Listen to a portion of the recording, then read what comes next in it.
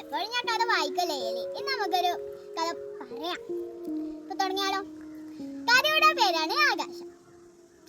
അല്ല, നിങ്ങൾക്ക് ആകാശം ഇഷ്ടമാണോ? എനിക്ക് ഒത്തിരി ഇഷ്ടമാണ്. എന്നെ പോലെ ആകാശം ഇഷ്ടമുള്ളൊരു കുട്ടിയാണ് മീനുകുട്ടി.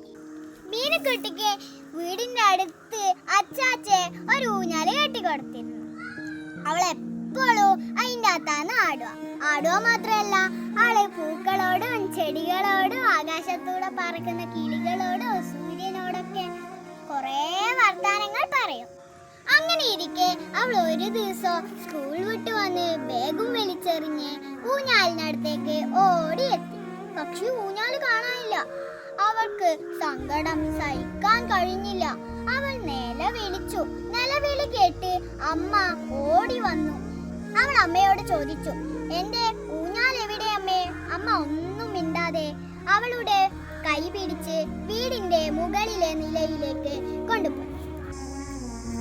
സിറ്റൗട്ടിലേക്ക് ചൂണ്ടിക്കാണിച്ച് അമ്മ പറഞ്ഞു, ഇതാ മോളെ, നിനക്ക് വേണ്ടി നമ്മൾ വാങ്ങിച്ച പുതിയ ഊഞ്ഞാൽ കസേര.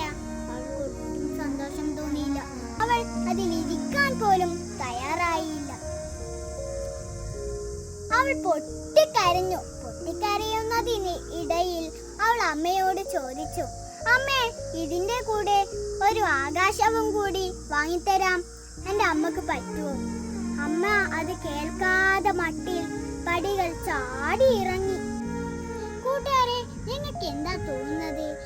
മീനുകുട്ടി പിന്നീട് ആ ഊഞ്ഞാൽ കസേരയിൽ ഇരുന്നു കാണുമ്പോൾ അവൾ ആകാശത്തോടും പക്ഷികളോടും ചെടികളോടും പൂക്കളോടും ഒക്കെ കുറേ വർത്താനങ്ങൾ പറഞ്ഞു കാണുന്നു. മറ്റൊരു കഥയുമായി വീണ്ടും